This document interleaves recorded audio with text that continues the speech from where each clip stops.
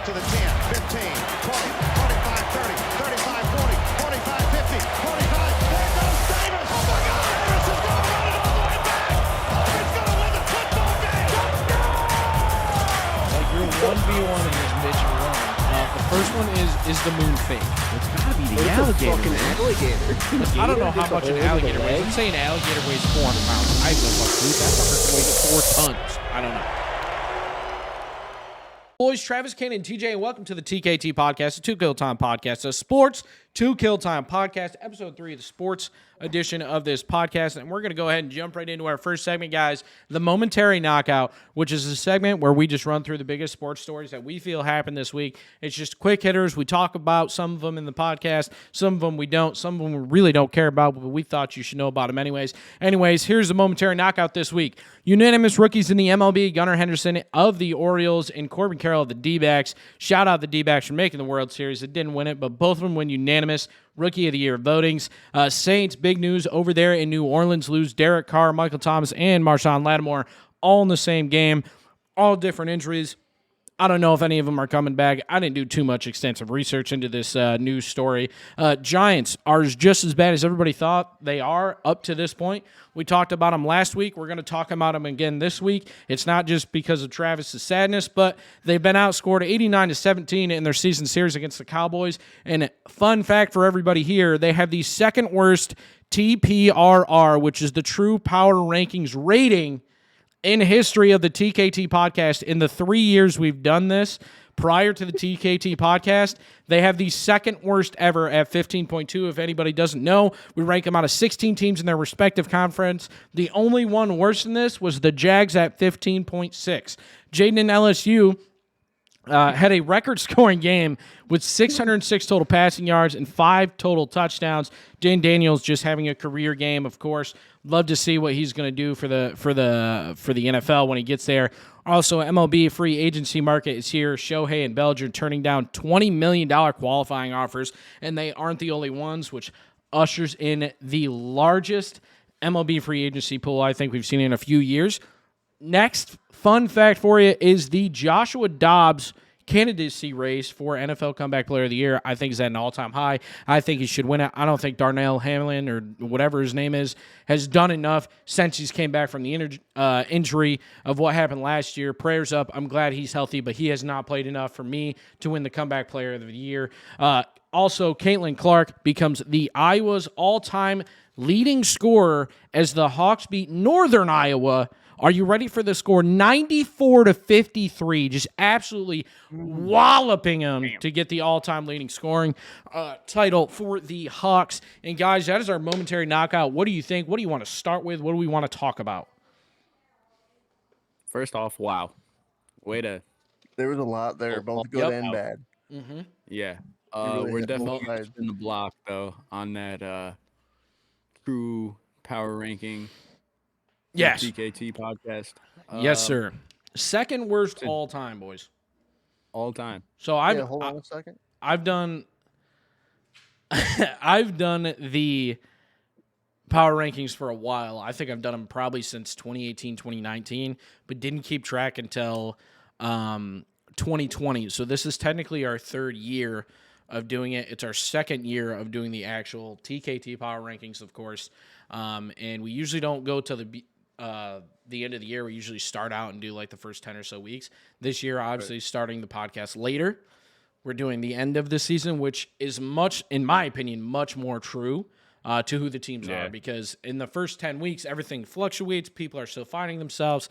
New players added. So there's a chance they could break the all-time record of 15.6 set by the Jags in 2020. They could. Jags are making a push north. While the Giants have took a turn. Quite the stat. We've never had season last year. We've never had anybody above a 1.9 for reference, and we've never had anybody below a 15.6. Obviously, it's pretty tough to have all ones or all 16s in a respective conference, and the stats we track, and then the opinion bases that we use for our rankings that's factored in.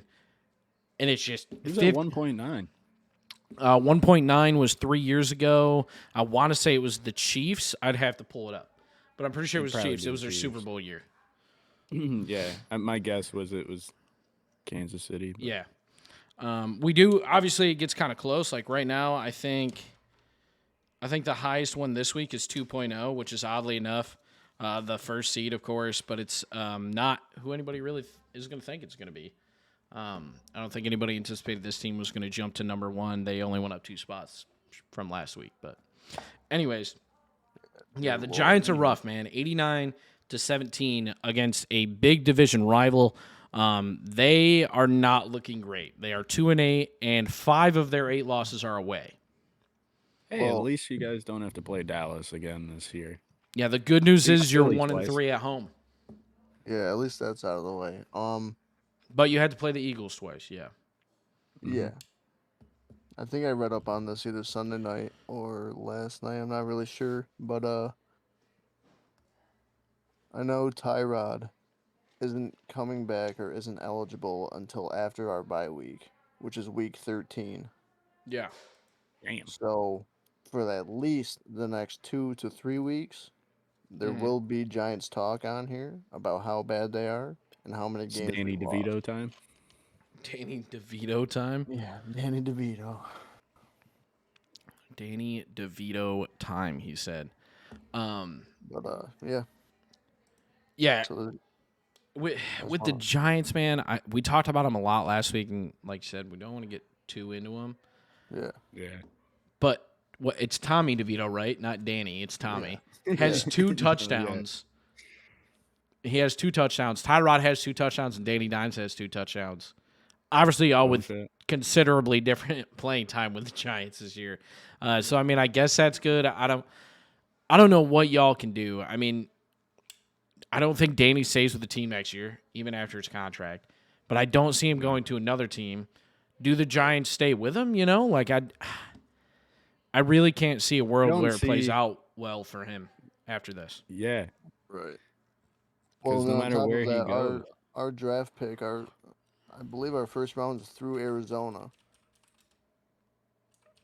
You guys So- just got the second pick. I don't know if you saw that because the Falcons lost or something. No, because the Yeah, like- Panthers lost to the Or Bears. Panthers, someone lost to someone and it boosted you guys. I couldn't remember who. Yeah, so we're jumping around at least the top 5 area, but depending on end of season stuff, our pick is based off of it's via Arizona, so I don't really know how that works, but Yeah. I gotta hope for the best. Going into the MLB, it's only the 5th time 2 players have been unanimously voted American League and National League Rookie of the Years. First time since 2017, which was Cody Bellinger. Conveniently, is also on the free agent list that we were talking about as well in the momentary knockout. And Aaron Judge on the Yankees. Again, first time since 2017, 5th time ever. Henderson Gunnar batted .255 this year with 28 homers, 82 RBIs, and 100 runs. He had 29 doubles, but only 10 stolen bases. I agree he should definitely be the unanimous MVP or not MVP, Rookie of the Year, if not at least won it. He just had a standout year. I really hate to say that because the Orioles are in the Red Sox division. But then you have guys like Corbin Carroll who hit .285, so hit better. Also had 25 home runs, which is only 3 less. And then had 54 stolen bases during the regular season and making the All-Star team and becoming the first rookie to join the 25-50 club, which is 25 home runs, 50 stolen bases in a season. Just an outstanding year, man. I mean, the way baseball talent has grown over the last few years has It's crazy. to me has stood out because you got obviously new talent coming in every year, but I feel like the NBA just like hyper focuses on like say Wemby or just like 1 or 2 guys that are coming up every year. Truthfully, it's always the top like 6 to 7 are like hyped, but they focus on like top 3 if it's a good class or top 1 or 2. Yeah, and then like so the MLB, I mean, you have a pretty expansive draft. There's 9 guys on a starting roster, really 8 guys on a starting roster, and then you have 5 guys in your rotation plus bullpen and blah blah blah blah blah. You have a substantial team in front of you. And like Gunnar Henderson was drafted in 2019 to the Orioles, but was drafted in the 2nd round. Like he's been talked about for a long time. The Orioles have a killer young club right now. I want to say the average age. I'm gonna try and look it up. The average age of the Orioles right now, because the average age is 27.9 years, which isn't even like the youngest. I mean, like 27.9. I know the Orioles are young. They've called up a lot of guys. They still have depth in their farm system, and I really like to see them playing well because they haven't played well in a long time. But like the Dodgers have 30.5, so it's only a 4-year difference. I don't know what the lowest is. I'm gonna try and pull it up here quick, just because again, 27.9 in my opinion is really low. Lowest average age. It seems low In MLB. By team. Let's see. Average age of players in the MLB right now. Accept all. The lowest, expand. The lowest right now is the Pittsburgh Pirates at 26.1. The Orioles rank 1, 2, 3, 4, 5, 6, 7, 8, 9, 10, 11, 12th. So there's 11 teams that are younger than them, and they just got a guy that won Rookie of the Year. Oh, my God. The Red Sox, in comparison, are 28.6. Obviously, the gap is always between 26 and 30. But 27.9 is not anything to be wary about. Whereas the Dodgers, whose average age is 30.1, like that's something they're going to have to look at down the road. Like they only have a couple more years of these guys' primes to win a championship, and their only championship is 2020 when they won the shortened season, the 60-game season. In comparison, you got the Diamondbacks, who are young, and the Orioles, who made the playoffs but didn't perform well. The Diamondbacks made the World Series this year. Is the exciting. Dodgers the oldest age-wise? Is that what you're saying? Yeah, 30.1 years. That makes sense though, because they definitely have an older team with Mookie and Frederick. Yeah, but the Dodgers are also that team that have, just like the Yankees, have money to go out and get older guys, whereas like the Yankees now, they're called the Baby Bombers was their nickname a couple years ago, or even may still be, because their farm system has developed way better now and are seeing the success of it, whereas the Dodgers just trade for big-name players in their prime or just past their prime that can get them to the playoffs and hopefully win them a championship. Right. Dude, speaking of MLB, like I saw something with I know Ohtani went out with his injury. I think it was Tommy John. Yeah, he had to get Tommy John. So I saw that like he was offered a 1-year deal and declined it, and I kind of understand the 1-year deal because of that. The guy's going to be him and like 7 others. Yeah. Decline. Like I can't remember what it was. It was like 20 million 1-year deals or something like that. Yeah.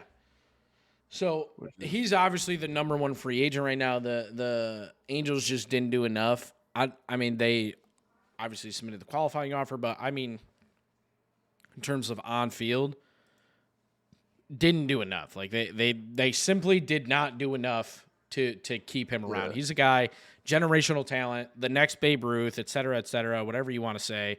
He is a guy that you need to submit more than a fucking qualifying offer to. It's a joke. You got just this year alone is Shohei Ohtani, Cody Bellinger, Matt Chapman, Lourdes Gurriel, Teoscar Hernandez, Jorge Soler, who's 31, JD Martinez, Josh Bell, Rhys Hoskins. Like that's the top 10 guys that are hitting the free agency market this year. Top 10. Damn.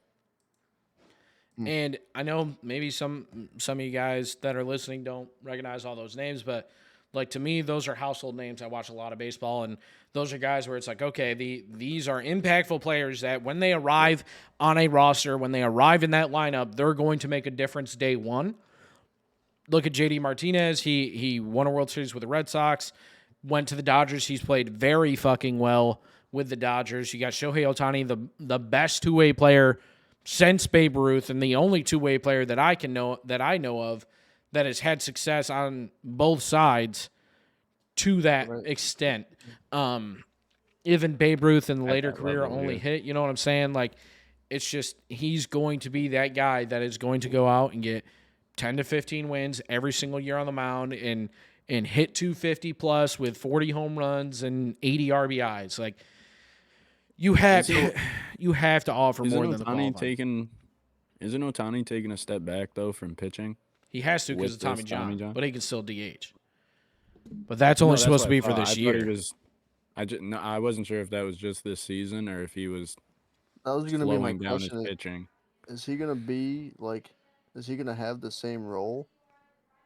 So as far as I know, he's still going to be a two-way, but I don't think he's pitching this year because of the Tommy John. He can still hit though. He just can't throw. So he'll be a DH for a season, which, I mean, I'll take 4 at-bats from Shohei on the Red Sox every game. Yeah. Right. Put him in the cleanup spot and let him get RBIs. Like, fuck it. And if we have to have him pitch the following season, awesome. That's an arm we can use. What would you switch about the contract offer? Would it be the amount of money or the term of it? What? Both. I mean, the guy's going to be a $500 million contract. You know what I'm saying? Like, he's probably going to get the largest contract ever in sports because he does 2 positions. Like, there's no argument. The guy can pitch, he can play outfield, and he can hit all in the same game. And I just think that's invaluable to any franchise right now. To have a guy that versatile, like to me, the guy that comes to mind is like Brock Holt. He was a Red Sox player for a long time. He was a utility guy. He couldn't pitch, but he played every position on the field other than catcher. Like one game he was first base, next game he was left field.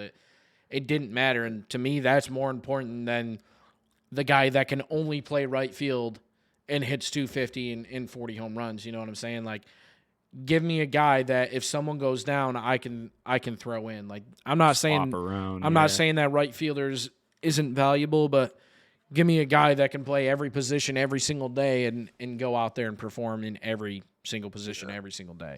The NFL Comeback Player of the Year, man. Damar Hamlin, I feel for you, man. I'm glad you're back. I'm glad you're healthy. I'm glad you're here with us. But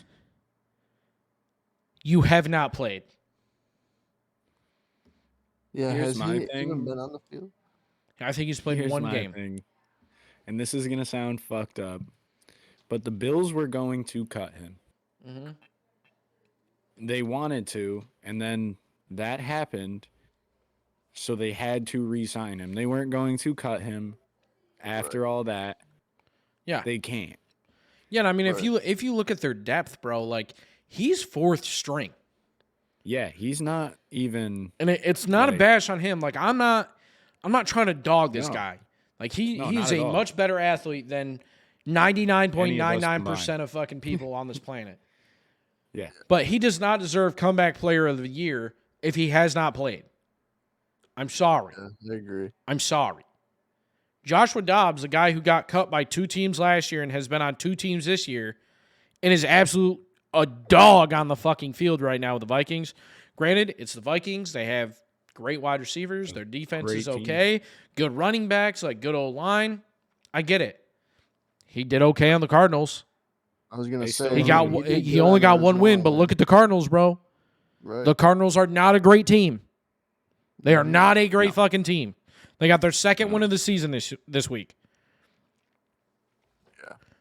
Yeah. He's coming into the Vikings, who are very much a playoff team, and probably Bill without Jefferson. They are probably the most average team or most consistent team across the board. And the 10 stats we track outside of R3 opinion ranks that we do. I ask you 2 for yours, and I do mine. And the 10 stats that we track, they either rank 5th or 6th in everything. Other than the one they don't, yards per game against. You want to know what they rank? 8th. 11. 8th. Yeah, that's crazy. Like, they're the most consistent team. And to have your franchise fucking quarterback go down, who's having a career year, and Joshua Dobbs be able to come in and step up and perform and have 2 game-winning games. The last one was a game-winning drive to end it. Right. Yeah, to seal it. I mean, how does this guy not even come in contention? Yeah, I don't know if there's a better argument to be made. Like, if he doesn't have a contract at the end of this year, fuck, for the Giants, for anyone, I will be fucking shocked. Shocked. There's no way he's a backup next year. There's no way. I think there's just no way. I don't see him not starting in the NFL next year, even if it's for an injured franchise quarterback or anything. He's what? I think 28. Yeah, 28 years old. And he's had more passing yards this year than I think he's ever had in his career. Yeah, so they just played the Saints on Sunday. He went 23 for 34, 270 yards. Yeah. He has 1,569 yards this season. 1,569. 8 touchdowns, 5 ints, 81.2 pass rating. Doesn't sound that great. When you look at his career from 2018, total 2,400 yards. So in the previous 5 seasons, he has, 1,000 more yards or 900 more yards, whatever it is, than he had, or I think it's 600. I have no fucking idea. I can't do this math right now for some reason. But in career, 13 touchdowns, 8 ints. 5 of them are from this year, and he has 8 touchdowns this year. I don't see how guys like Daniel Jones get a $40 million contract, or you have Sam Howell starting on the Commanders, or Sam Howell's good. I mean, it's the Commanders getting him sacked fucking 9 times a game. I mean, how good do you think he is? Like He's top 16 Dobbs level. Yeah, that's what I'm saying. How do guys like Sam Howell get a job and Josh Dobbs doesn't? I mean, yeah, like a consistent, like a starting role. Yeah. The only reason he's starting in Arizona was because of Kyler. The only reason he's starting here is because of Cousins. Kirk. Yeah. The only reason he started for the Titans 2 games was because Tannehill was hurt. I don't think he started. I think he started 1 game at the time he was with the Steelers. So put him in a system like the Commanders, and who says he doesn't win the same amount of games? Right. It's true. I mean, I know it's all circumstantial and shit happens and blah blah blah blah blah, but the stuff gets it's just so tricky. Yeah, I think he should win Comeback Player of the Year. I think it's that simple. He's put in the most work this year in accordance to any other quarterback. And he's been in the shittiest situation, in my opinion, outside of collapsing on the field and damn near dying and being paralyzed for the rest of your life. Right. Yeah. Like, there's one guy, in my opinion, in that contention, and that's why people are choosing him. Not because he's played a game this year. I know. Is he even... I think he's played 1 game this year. I thought he's been on injury reserve this whole time. Maybe he did play 1. I'm pretty sure he's played 1 game this year. He has 1 total tackle. And it was this week. It was against the Broncos. He's played in 2 games this whole season. 3 games this whole season, and has totaled 1 tackle. And it was this weekend. And that's Comeback Player of the Year. I don't know. No. I feel bad, bro. It sounds shitty, and I'm trying to not make it sound terrible. Shitty. It sounds ass, but like the guy's 4th string. No one expects him to play. Glad he's on a roster, but like you're telling me Josh Dobbs doesn't deserve it? He's been a backup for 5 years, and he's the only reason he started the games that he started is because other people have gotten injured, or he wouldn't be in that role, and he's done nothing but do well. Is Hamlin like the top runner for Comeback Player of the Year? Yeah, his odds, like if you were to bet on it right now, his odds are like plus 200. Wow, which is the highest. Yeah. Yeah. Speaking of that game, anyways, Broncos upset the Bills, huh? Like that? Yeah. Russ Wilson. Mm-hmm. Looked great. Coming back. He has more touchdowns this year through 9 games than he had all of last year. all of last year. Oh man, vintage Russ. I like Russell Coming Wilson, back. man. To clarify, it's I do not too. plus 200, it's minus 200 for DeMar Hamlin. Second is Tua at plus 490. These are Who had mad concussions last year? Sorry, let me go with DraftKings or FanDuel. DraftKings is minus 200 DeMar, plus 200 Tua, Josh Dobbs plus 475, Lamar Jackson plus 2,000. That's the gap between third and fourth is 2,000. You're making me want to place that bet. Quick question. Why is Lamar? What happened? Brees Hall is plus 2,000. Baker Mayfield's plus 1,500. Let's see. Baker. Aaron Rodgers plus 2,000. Russell Wilson plus 3,500. Chase Young plus $4,000. Gardner Minshew plus 8,000. Yo, Aaron Rodgers might be a sleeper, bro. He comes back middle of December and actually does something. That'd be nuts. Yeah, he said today on the Pat McAfee show that there's obviously no set date, but that's what he's shooting for. Right. I think that'd be crazy. That'd be nuts. Yeah. Because I'm going to, with my dad, on Christmas Eve, it's Jets and Washington. And yeah, that's the game that he's like trying to come back for. Yeah. So, if so, that'd be wild. Yeah, that would be fucking unreal, to be honest. For a 40-year-old to tear his Achilles and be back in like 6 months, yeah, it would. Yeah. Josh Dobbs for comeback player. Go place that bet. Yeah, plus 480. You didn't hear from us or whatever the fuck it is. Put it down. Yep. Guys, if you're ready, I can do the Super 7 or Super 6, whatever we want to call it, because we still don't know what we're calling this segment.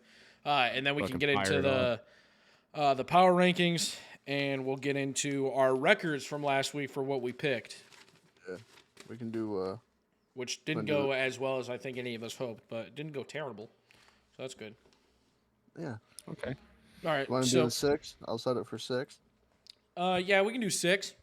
You had like 2 minutes to spare last time. Yeah, we can do 6. All right. All right. All right. In the Thursday night football match on November 9th, we had Bears versus Panthers, an absolute snooze fest. Nobody watched this game. They probably had a concurrent average viewership of 1.5 on all Amazon platforms. Bears win the game 16-13. Bryce Young looked terrible, only 185 yards. Going into Sunday, another snooze fest. Colts versus Patriots was 10-6.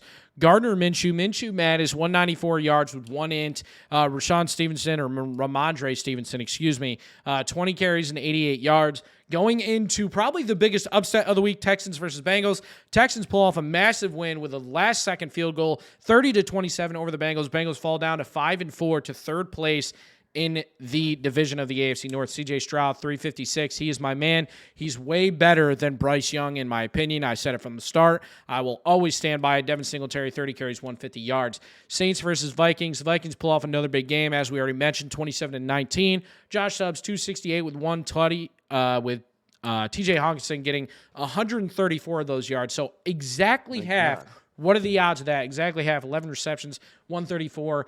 Game of the week for the TKT podcast, Packers versus Steelers. Steelers come away with a dub, 23-19. Packers fall to 3-6. Steelers improved to 6-3, even though in their last 9 games, their full 9 games of the season, they have allowed more yards gained than they have gained themselves. Jordan Love, absolute career year, in my opinion. I think they need to give the man a franchise quarterback contract. At 289 yards, 2 touchdowns. He did have 2 ints, though. Titans get flabbergasted by the Bucs, 20-6. Baker Mayfield looked okay. Nothing crazy from that game, in my opinion, other than Mike Evans. We had a crazy week for receivers, 143 yards on 6 receptions, 1 tutty.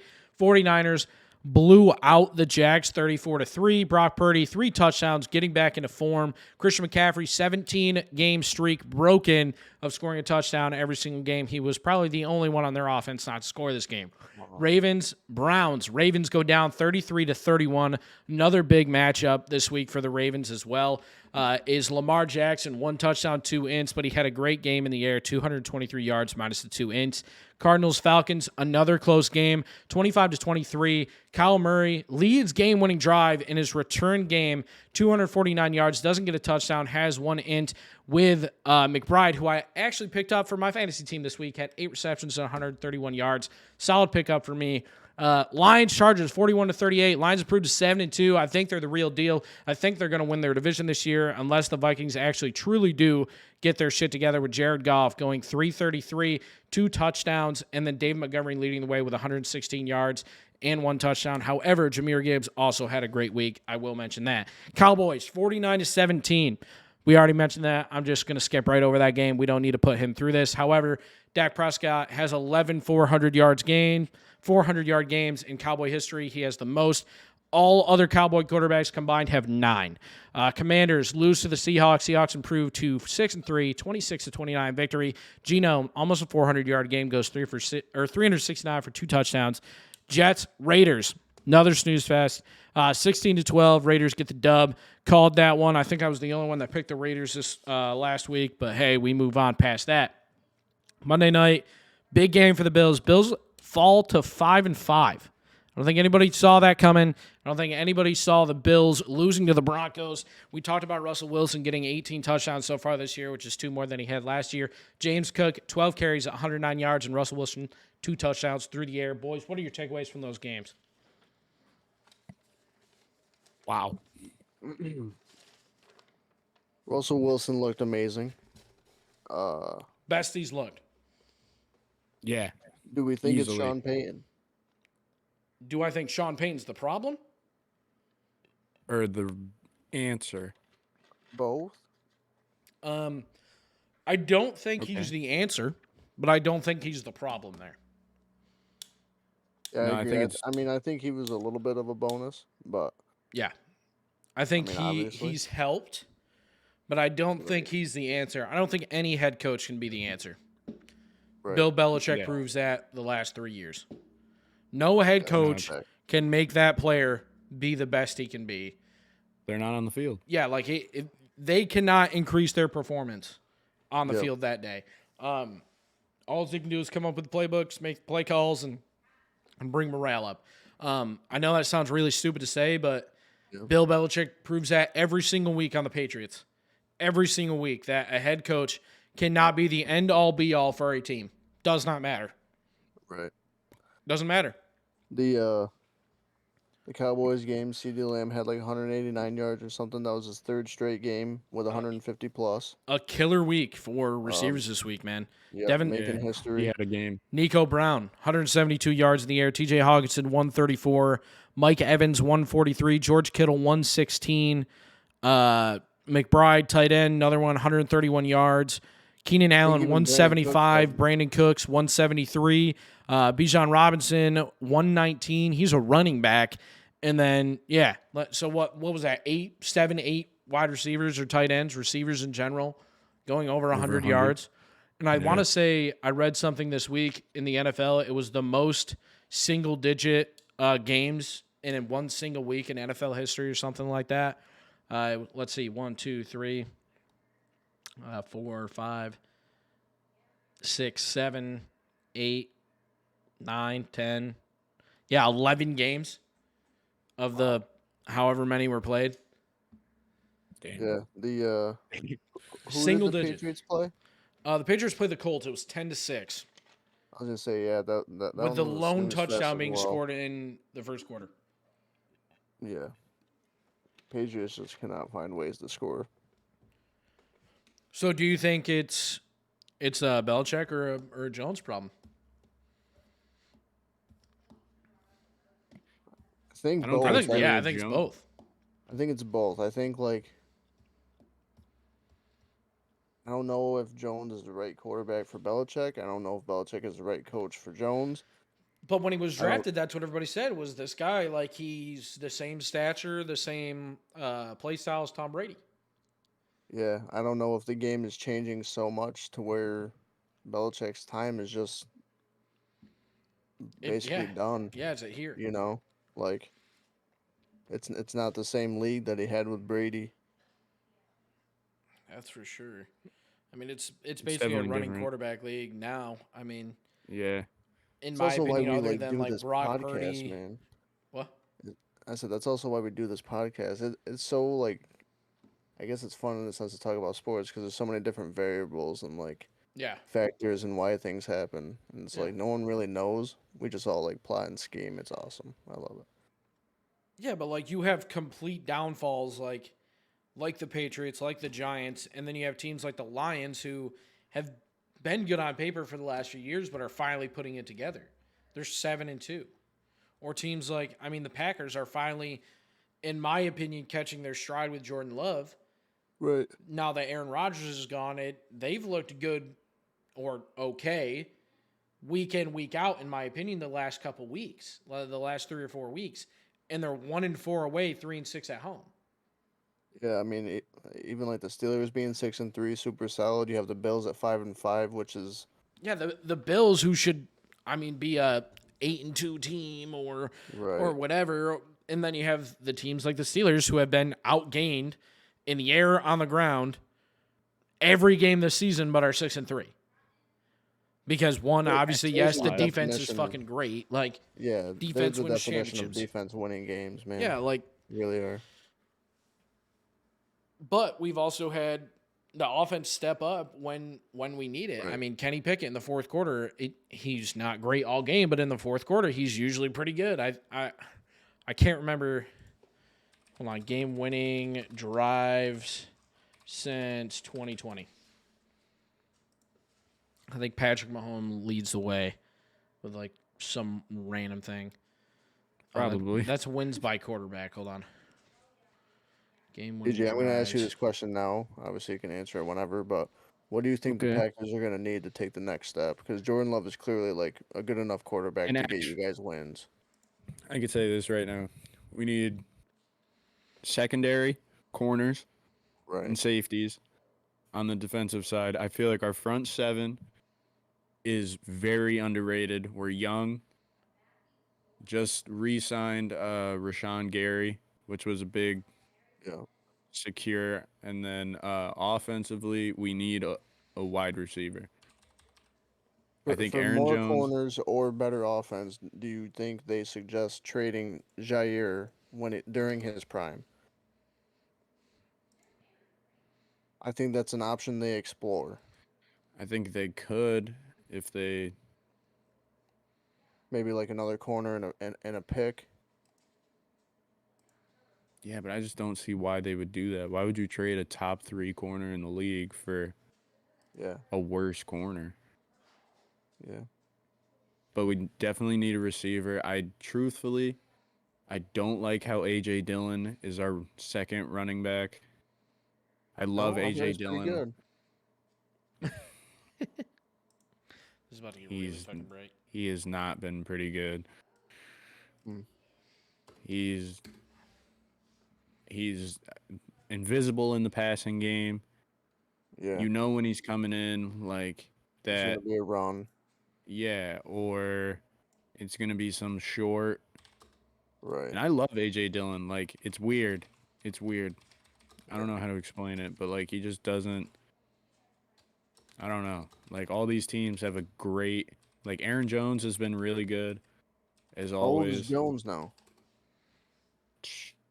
Is he still actually? He's getting older. I want to say. Hold on, let me Google that real quick. Where is this? Like, I can't find this statistic like anywhere, and it's pissing me off.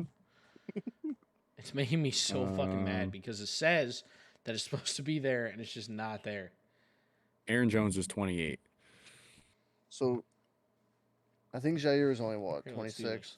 He's definitely younger. Yeah, definitely. 26 is probably right. I mean, consider the running back situation, like with the market and stuff. I don't know. This is a weird fun fact for you guys. The leader this year in game-winning drives. Guess who it is? Just guess. What was the question? Baker Mayfield. Who has the most game-winning drives so far in the 2023 season?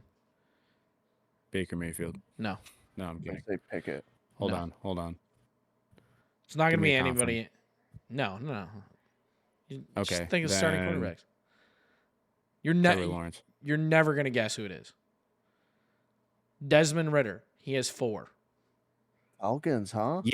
4. Falcons wasn't even. I don't want to say. Well, I guess it could be considered overperforming, but they're not playing bad. Yeah, like Who? Falcons. Oh yeah. I really wish I could find this. If you guys can keep like chatting a little bit. Yeah, we can keep chit chatting. But no, Falcons have been solid. It's what sucks deep down is that Mariota couldn't be the one to do it for him. Breaks my heart. Yeah. I was hoping. They That's gave him a something that we chance share in last year, common. bro. Dude. Like the three of us wanted. That's what we share in common. The three of us wanted I want him to Mariota to be succeed so so great, bad. so Oh my great, God. and he's just a good fucking guy. And like, did you guys watch the quarterback show on Netflix last year? no. Or this past summer or whatever, whenever the fuck No, came I out. Well, he's like one of the stars in the show this year, during season 1. So they tracked the season, whatever. They followed Patrick Mahomes. They end up winning the championship. Cool. Well, do you guys remember when they were saying, "Oh, he just disappeared from the Falcons last year"? Yeah. Yeah. He didn't just disappear. Pretty sure his wife went into fucking labor. Oh my God. And the media just blew it the fuck up. No way. Yeah, dude. Like, I'm now I feel like I'm misquoting that, but I do remember it's a big thing in the show, and he's like, yeah, they just fucking took it out of context. Like, that's not what happened. Like, they misspoke during the interview, and then Falcons front office just basically fucking ran with it. Marcus Mariota missing because That's so fucked. I just got a notification that the Jets are holding a players-only meeting. Garrett Wilson led locker room discussion after Sunday's loss. Who did? Garrett Wilson. I mean, do you think it's Zach's fault? It can't be. No. Zach, I mean, sure, he had that. They're stupid 4-5. Like, the Jets aren't that great. Right. They're 4-5. Like, they're not a great team on paper, in my opinion. If you took out Zach Wilson and had Aaron Rodgers, what is so great about them? Their defense, they have good corners. At most, they have good 6 corners. and 4. They have good corners, a good quarterback if Aaron Rodgers is there. Good D-line. 2 okay receivers. An okay D-line. O-line's, pretty decent. Questionable. But okay, so 4-5, I feel like that's a fucking success. Your fucking franchise quarterback goes down, and you got to throw in the backup that couldn't win a game last year, and you're 4-5, and you're bitching you're having a players-only meeting? yeah, so this says the Jets have 36 consecutive offensive drives without a touchdown, longest active streak in the NFL. Zach Wilson has only thrown 1 touchdown pass in the last 5 games.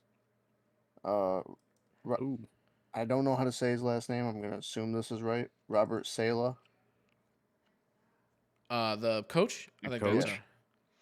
that's says he's sticking with Zach Wilson. He's actually playing pretty well. He says it's unfair to blame one person for the slump. And then Garrett Wilson goes on to say, the guys, I think this was, Wilson, the guys talked and we had the floor. It was just us. We got to make sure we're all on the same page about where we're at and how the hell we get out of this funk. That was really the message. When it comes from one of your teammates, so it always hits different. It always resonates a little bit more. I don't understand, man. Like, the whole thing with the Raiders having like a round table discussion, like, makes sense. Raiders have not been great. They were 3-5 at the time. They've now won back-to-back games under their interim head coach. The morale is at an all-time fucking high. And the Jets, who were 4-4 before this week, who are now 4-5, are having a fucking roundtable discussion after losing their star quarterback. Let's be real. Let's be fucking real. Let's be honest right now. Yeah. I don't understand what everything's going on. Like they're only 4-5, and like Wilson is sitting here apologizing for the product that they're putting out. Which Dude, it's because weird Aaron Rodgers came and it was like this big hype. They're going to perform. They're going to be a playoff team. Like, they're going to be scary. Bro, he has 1,800 yards this year. Only 5 touchdowns, 6 ins. He's not throwing touchdowns, but they're winning fucking games. Right. You don't see the fucking Steelers crying because Kenny Pickett's not throwing fucking touchdowns. Yes, the fans are fucking bitching, but, like, come on. The guy. So here's one thing about the Jets. What happened to Dalvin Cook? Didn't he sign there? Yeah, but Breece Hall, I think, came back, like, immediately. Like, Breece Hall wasn't expected to come back for weeks. That's what I thought. Because he tore his ACL. So Dalvin's just riding the bench?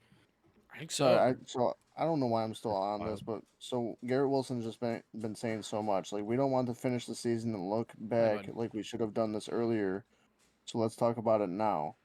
Hopefully it leads to results, but the reality of us doing that and doing the right thing as far as calling a players-only meeting and talking, it doesn't guarantee anything. We still have to go out and do it, but we're taking the right steps and we're turning over every stone because it matters to us.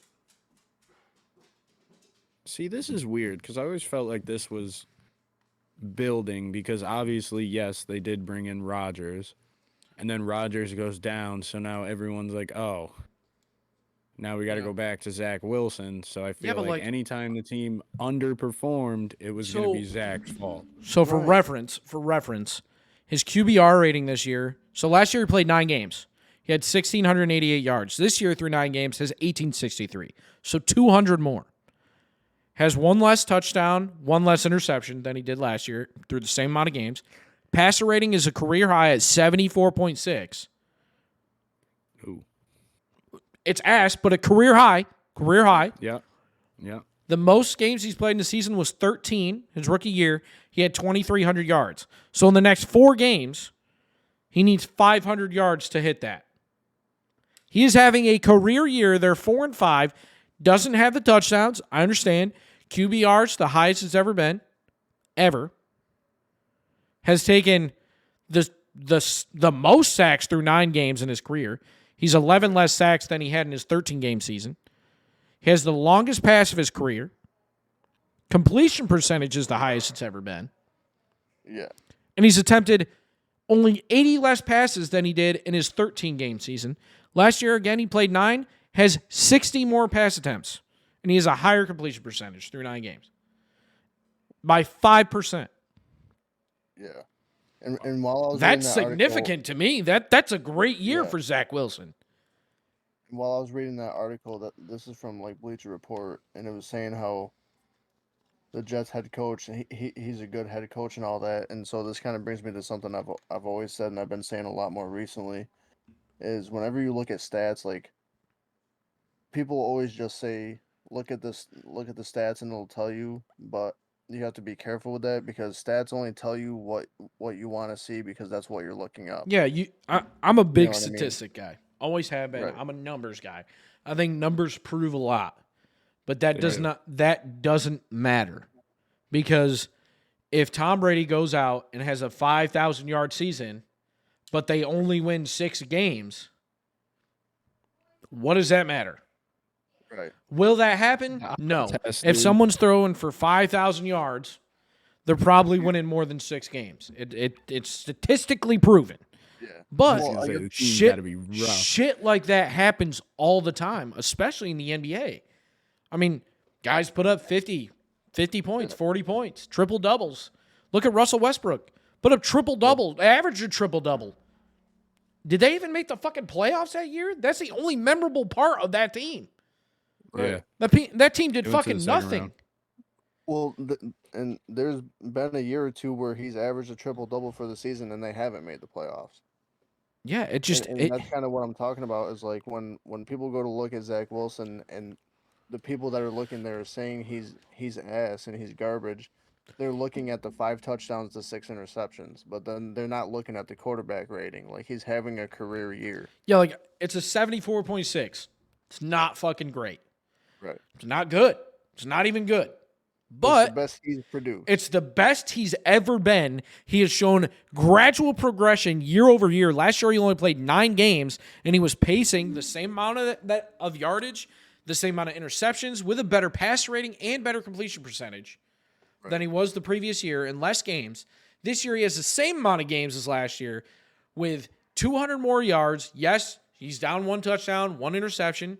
You have to look at his fucking weapons. You have to look at his defense. You have to look at his current record outside of those with the same amount of sacks, more than last year, and pacing more than the year prior with a better passer rating. Offensive play calls. Like, he's having a career year, and they're having a fucking roundtable because, we're underperforming. I need to apologize for the product that we're putting out to fans because Aaron Rodgers was going to come in and we were going to the bowl. Yeah, and even with Garrett Wilson like speaking and talking about this stuff, Zach Wilson is still the main topic of the discussions. If Aaron Rodgers couldn't take any of those Packers team to the Super Bowl, yes, okay, I know he did it once. Right. He won a bowl. I think he went 2 times, right? They went to the bowl twice. Yeah, 13 years ago. No. But if he couldn't do that again with any of those Packers teams, what makes you think the Jets can do it? He can lead the Jets. What is the biggest difference between him going there and bringing 2 or 3 guys from the Packers with him? Yeah. And now you're 4-5 with fucking Zach Wilson? I think that's a fucking win, man. You guys, when Aaron Rodgers went down, that season was rode off, in my opinion. Oh, they're winning 3 fucking games. They already have 4. Well, that's why we're having this whole discussion right now, because when he went down, me personally, I just thought it was a well-known fact around the world, like, try again next year. Yeah, like, hey, it is what it is. Like, shit happens. It sucks. I'm sorry, but got to move on. Speaking of that, like last week, me and TJ picked the Panthers to beat the Bears. Bears won. Travis, you got the one. 1-0. We all picked the Vikings to beat the Saints. That happened. We all picked the 49ers to beat the Jags. That happened. TJ and Travis, you guys both picked the Jets. I picked the Raiders. The Raiders won. It was a 4-point game. Great game. Broncos, we all picked the Bills. The Broncos win. Shit happens. People lose. People win. Right. Everyone thought the Jets should have won that game because of their performance so far this year with Zach Wilson at quarterback. Well, that brings me to my next point, dude, is that if players are going to apologize, if someone is going to do that, it needs to be like someone like Josh Allen, who has the most turnovers. Who's 5-5 and has had a pick in the 6th straight game, like you said, with the most interceptions since he's came into the league, in the entire league. Yes. Why is that guy not going up there? You never see shit about him. No, AFC MVP candidate every year. They're going to the Super Bowl. Like, what? Josh Allen's done that. Done what? Not recently, but he's gone up after games and been like, that's... Well, yeah, every player's done that. What we're saying is you don't see it in the media. Like, I'm not getting a notification that says, oh, the Bills are having a fucking roundtable discussion of only players. Like, no, you're not seeing that. And they're 5-5. No one's throwing in the towel. It's a bad stretch of games, whereas the Jets... You're seeing fucking Stephon 8 Diggs. weeks ago, 8 fucking weeks ago, I'm throwing in the towel if I'm a Jets fan. It's another year. Yep, typical fucking Jets. Like, no hope. We're going to win 3 fucking games again this year. We're going to get a top 5 fucking pick and be just as garbage next year because Aaron Rodgers is going to fucking probably tear his Achilles again. Like, that's every Jets fan week 1. Every single one of them. Yeah. Now they're 4-5 and they're like, what the fuck, man? But what are we putting out? Why are we doing this? That's just why I'm on this whole thing, dude. Like, if teams should be doing that, it should be the teams that are supposed to be. Yeah, and you got every analyst, every sports show out there saying Josh Allen's a top 5 fucking quarterback, but is leading the leagues in turnovers since he came into the league. Has an interception in the last 6 games, which is the most, I think, by any quarterback since 2012 or 2017, I think, is the stat. Yeah. And not one thing, I have not seen one thing about Josh Allen unless it's some fucking Giants or Jets fan talking shit about him. Yeah. But you have teams like the Jets oh my God, having this fucking meeting. My mind just swirls, dude, because like they'll focus on Josh Allen getting the 3,000, 4,000 yards. He makes big plays. He's a great quarterback. But he leads the league in interceptions. Yeah. Like Makes it's a lot big of fucking play mistakes. or turnover. There's no in between. Yeah. Moving off of that, guys. So last week, so every week we're going to predict 5 games. We're going to predict. Yeah, I know. I'm trying to fucking hurry. Do you want to just? Yeah. All right. Let's predict the games first. So The Thursday, Sunday, Monday night games are Bengals versus Ravens. Who do you guys think is going to win that one? That's a huge matchup for the AFC North. Ravens. I'm Ravens, also taking the Baltimore. Ravens. So all See, I love that. Vikings Broncos Sunday night. I'm gonna take the Give me Vikings. Minnesota. Yeah. Okay. So we're all taking Minnesota. Big matchup again. Eagles Chiefs. These are the games of the week, but not That our is a games. Yeah, that huge one's- one. Yeah. That one's crazy. I'm gonna take the Eagles, and they're in my division. I'm going to take the Chiefs. That one's tough, but give me I got to the go AFC. Chiefs.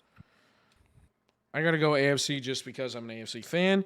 And then the two games we chose this week for our games of the week, these are games that we think you at home should sit down and watch. We think they're the most important for their conference or division, etc.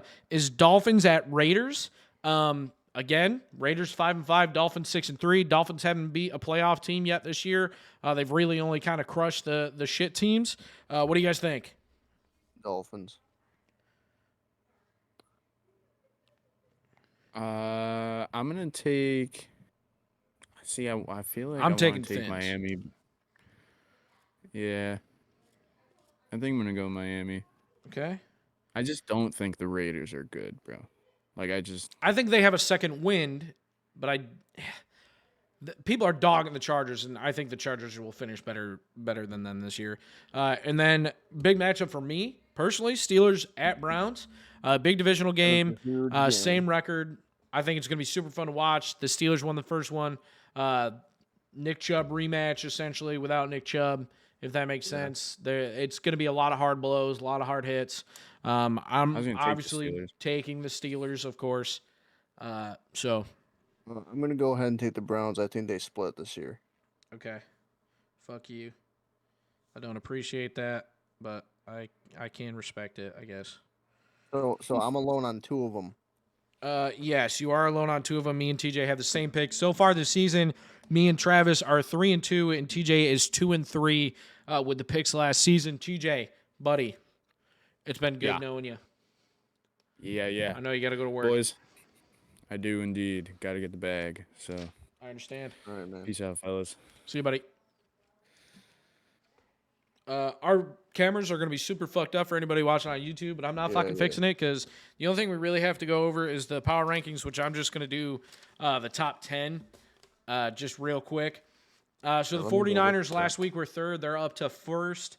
We'll release a graphic of this on Thursday when this drops. Ravens second, Eagles third, Chiefs fourth, Cowboys, Lions, Fins, Bills, Vikings, Jags is your top 10.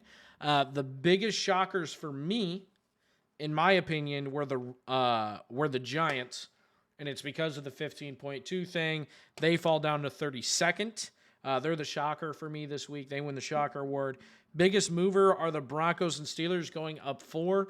Steelers need to show out this week. If they beat the Browns, I think it's going to be a real deal. I think we can make a push. We still have to face the Ravens 2 times. Or still have to face the Ravens, I think, once, actually. Our season's looking easy the rest of the year. Yeah, so I'm looking at the power rankings right now, and my biggest shock, just overall for the season and expectations, I think it's number 6, Lions. Yes. I think they're playing absolutely phenomenal. Yeah, so at the end of the year, this is what I want to do just for you and then the listeners, is I want to come out with awards, which are like most valuable team, the shocker award for the whole season, the biggest movers, so like our first one to the last one, who changed the most, and just things like that. And as of right now, I think the Lions win the biggest shocker award of the year. For the week, I love their head coach. I think he's really good. Me too. Last week I posted it on Facebook. We didn't talk about it in the podcast. We kind of just glanced over it a little bit. Last week for me was the Steelers. They've shocked me all year. They shouldn't be as high as they are, but they are statistically. And then the biggest mover, like I said, Broncos, Steelers. Biggest loser was the Commanders losing 5, falling down to 22nd from 17th. And then we had 2 ESPN similarities this week again, which was the Rams and the Bucks at 25th and 19th. Biggest takeaways, in my opinion, is 49ers jump up to number 1. I firmly believe the Ravens are the best team in the NFL right now. The only other option is the Eagles or 49ers. So that's your top three right there. I don't think the Chiefs win the AFC this year. I think the Ravens do. No. And I think the NFC Championship game is going to be the 49ers and Eagles if the Cowboys lose. Because the Cowboys are a contender as well. Yeah, me personally, I not going off of records, going off of personnel and roster and all that. I think 49ers have the most complete team. Yeah. I think that's going to help them down the road through games. I think they just won their first one after getting Chase Young. I don't know if he's already played in one or not. I don't know. But right now, 49ers are still top of the league for me. Ravens are a close second. That's why they are 1 and 2. Yeah. And like Kane has said before, I mean, these rankings that we do, they're based off of so many factors, and like there's a reason why we call them the Lions up there.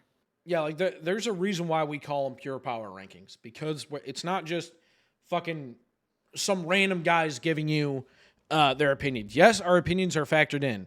They're weighted the same as others. Travis gives me a rank 1 through 16 of each conference. So does TJ, and I do mine. And then we take 11 statistics and compile an average of 1 to 16 of where they fall in their conference, and then compare it to the opposite conference, and that's how they fall in order. That's why you see some teams like the Browns, Texans, Bengals are 3 straight AFC teams. That's just how they happen to fall in that rankings. That's the reason why we call them pure, and that's why we're excited to see certain teams higher, like the Lions, or that's why there is a shocker award, because the Giants last week, who were 29th, that's fine, but this week falling down to an average of 14 or 15.2, the second worst we've ever seen, because generally speaking, most teams are going to fall between that 3 and 10. They're going to fall within that gap of 3 to 10. Your top, it's usually top, if you go by conference, the top 5 are pretty close to being, hey, this guy's first, or the Eagles are first, they have a 2.0. Second is going to be 2.3. Third is going to be like a 3.4. Fourth is going to be like a 4.8. And then 5 is like a 5.6. Right. Whereas once you break it down into a 32 team, you have teams that are within 0.0 or 0.1, or they're tied, and you have to take into account, okay, well, this is a stat we don't cover. That's the tiebreaker. And yeah. I think it's so much fun doing these, and the reason why I kind of dove into what you were saying and kind of elaborated more on it is because I want to do more than just the NFL. I want to do the NBA and the MLB and maybe the NHL. We don't really know too much about the NHL, but something that we talked about before we started recording this podcast was the NHL is not talked about enough on sports shows. I went on Fox and just looked at like the daily, like the new news stories. Yeah. And it goes by day. And it took me, 20 minutes to find one NHL story of just like anything, whether it be a score. And the only NHL story that we found was the gentleman getting arrested for accidental manslaughter for the incident of the former NHL player in Pittsburgh.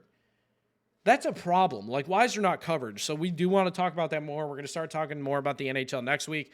We didn't talk, I think, at all about the NBA this week. That's obviously changing too. I want to do the power rankings with those. Again, a little bit tough because there's more games. The NFL, it's easy because there's one game a week per team. Yeah. But we are going to be doing a little bit more. We're going to be doing a segment where, like, Travis and TJ are going to talk about their top 5 NBA games where they rip off, kind of like I do with the NFL. When MLB season comes back around, we'll do a lot of stuff like that too. We're trying to get you guys more involved and make this more of a talk show than just a podcast for the sports segment, because we all love it so much. Yeah. But I think that wraps it up this week. We went over all our games that we wanted to with the NBA or with the NFL. And we will have the post by the time you guys hear this podcast. You will see the power rankings up on Facebook and Twitter. Anyways, guys, much love, and we will see y'all in the next one. See y'all next week.